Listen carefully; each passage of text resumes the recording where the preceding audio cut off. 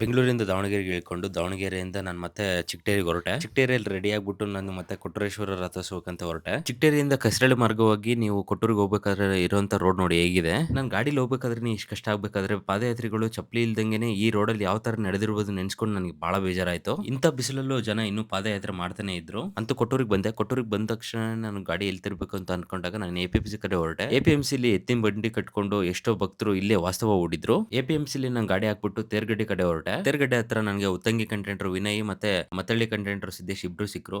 ಇವರಿಬ್ರು ನಮ್ಮ ಭಾಗದಲ್ಲಿ ಒಳ್ಳೆ ಕಂಟೆಂಟ್ ಇಟ್ಕೊಂಡು ವಿಡಿಯೋ ಮಾಡ್ತಾ ಇದ್ದಾರೆ. ಇವರಿಬ್ರಿಗೂ ಸಪೋರ್ಟ್ ಮಾಡಿ. ಗೊತ್ತಿಲ್ಲ ಶಿವನೇ ಭಕ್ತಿದಾರಿಯು, ಗೊತ್ತಿಲ್ಲ ಶಿವನೇ ಭಕ್ತಿದಾರಿಯು, ಗೊತ್ತಿರುವುದೊಂದೇ ದೈವ ಬಾರಿಯು. ತೇರ್ ಮುಗಿಸ್ಕೊಂಡು ನಾನು ವಿನಯ್ಗೆ ಬಾಯ್ ಹೇಳ್ಬಿಟ್ಟು ನಾನು ಚಿಗಟೇರಿ ಕಡೆ ಹೊರಟೆ. ಇದಾಗಿತ್ತು ಇವತ್ತಿನ ವಿಡಿಯೋ.